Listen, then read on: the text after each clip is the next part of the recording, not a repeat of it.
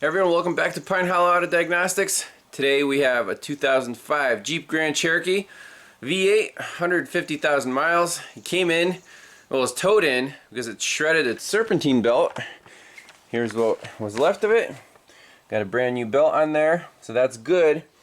And the customer also said his airbag light was on and his check engine light, but that's a cat code, so we're not going to do anything about the check engine light.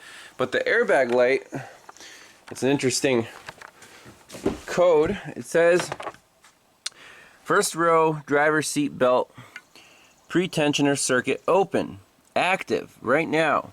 So what do? In the live data, actually has a pretty good list.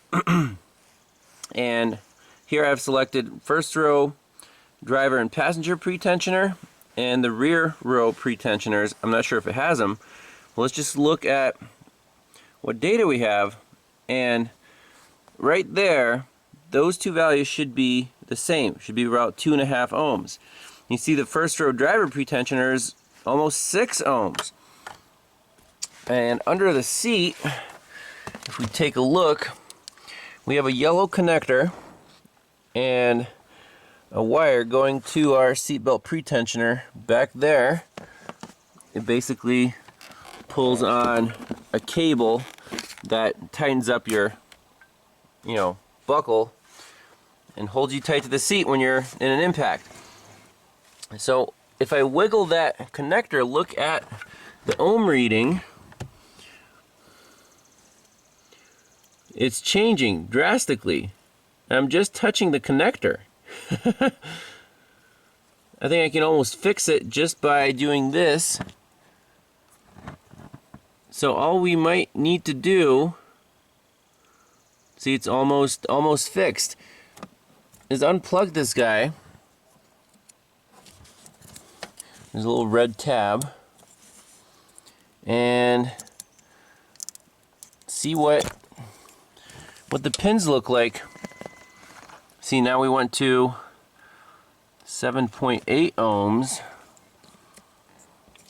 Maybe that's the maximum reading. But are the pins green or crusty or corroded? They don't look terrible, but let's spray some deoxit on here and see if this is a really quick and easy fix.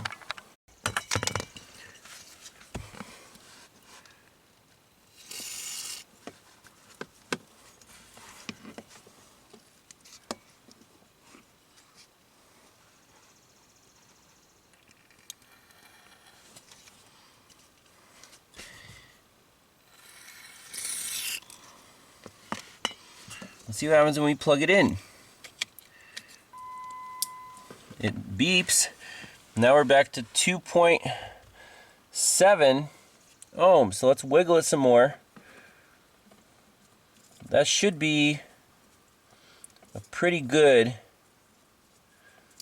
reading there, 2.7. Again, unplug it, plug it back in.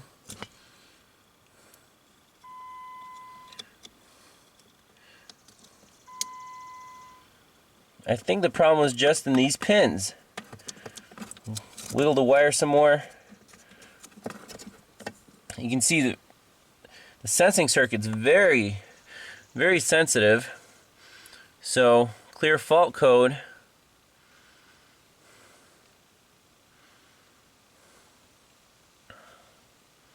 Yes.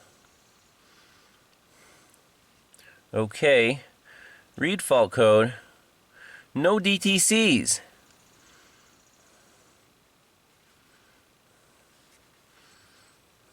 And make sure that value stays below 3 ohms. I think that's a fix. I mean, we can fire the truck up and make sure there's no airbag light anymore.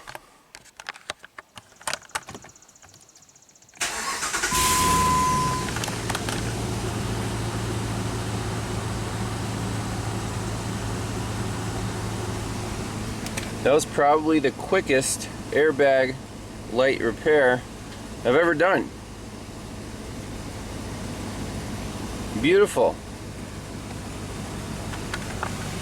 So Truck needs a lot of other work. I think the front end's all worn out, but bam, fixed. So thanks a lot for watching. We'll see you in the next one. Bye-bye. Alright, bonus footage. In the PCM we have a P0430. So does this thing need cats or not? What I noticed was it does have some pretty substantial exhaust manifold leaks, especially when it's cold. It's like, you know, ticking. So that could be part of the problem. We can look at our O2 sensors.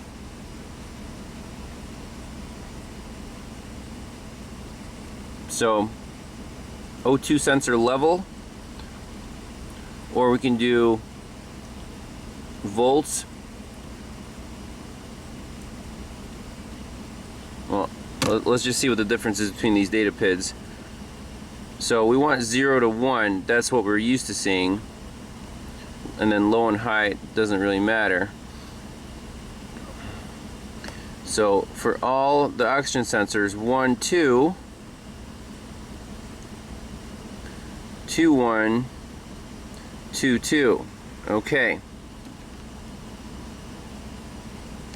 Well, let's do graphical.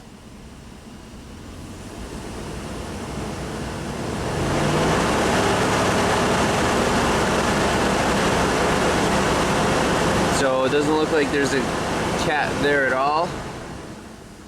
And on bank 2,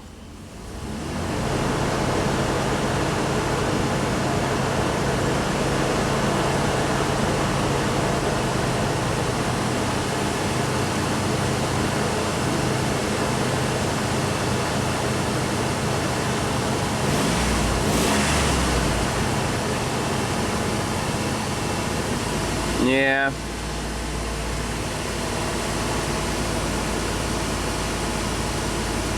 The bank 2 is actually doing a little bit better than bank 1.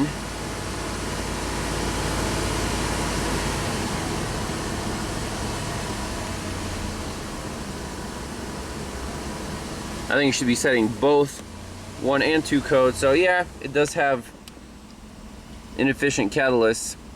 I burned some oil. That's it for the bonus footage.